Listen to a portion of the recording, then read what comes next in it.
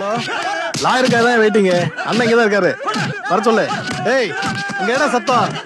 யாரா அவன்? வர சொல்றியா?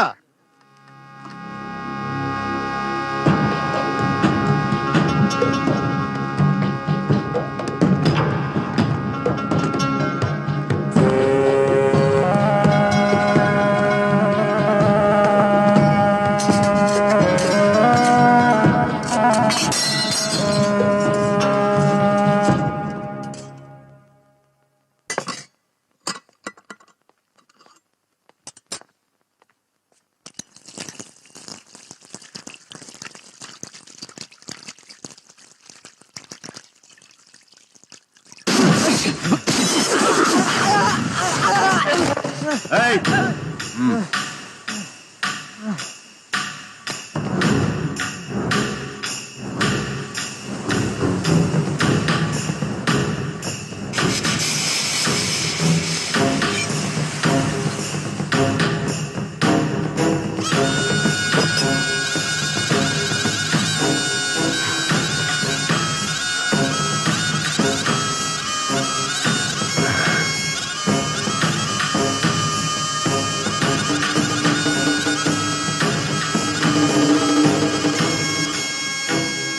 Hey, அடுத்து.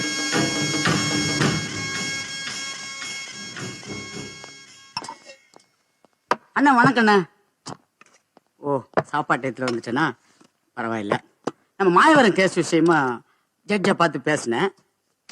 முதல்ல கொஞ்சம் பிடி கொடுக்காம பேசினாரு. நம்ம ஈரோட்டுக்காரர் தான். அப்புறமா பேசி கிசி சமாளிச்சுட்டேன். நீங்க ஒன்றும் வர தேவையில்லை. பசங்க 4 பேரை சரண்டர் தம்பி, அதை கொஞ்சம் எடு தம்பி.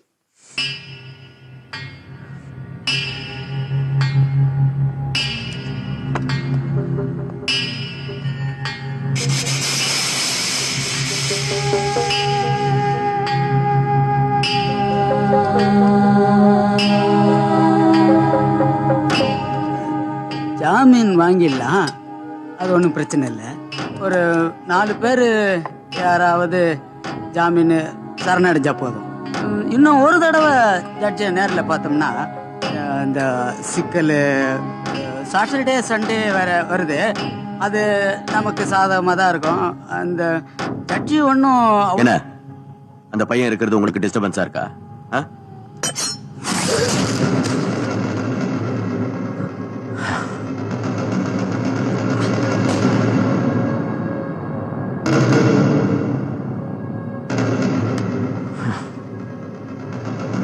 யாருன்னு தெரியுதா? வளவராயிருப்பாரு. கத்தி பிடிக்கிற வயசை பாத்தீங்களா? கொஞ்சம் அசந்திருந்தா என்ன பாத்திருக்க முடியாது. கை கழுவலான்னு போறேன். என்ன சாபமோ கர்மமோ தெரியல, இவன் குடும்பத்துல 4 பேர் நம்ம கையால தான் செத்துட்டு இருக்காங்க. இந்த பசங்க கிட்ட எல்லாம் சொல்லுவேன், எங்கேயும் எதையும் மிச்சம் வைக்காதீங்கடா. இப்படிதான் வளர்ந்து வந்து நிக்கும். டிக் போடு.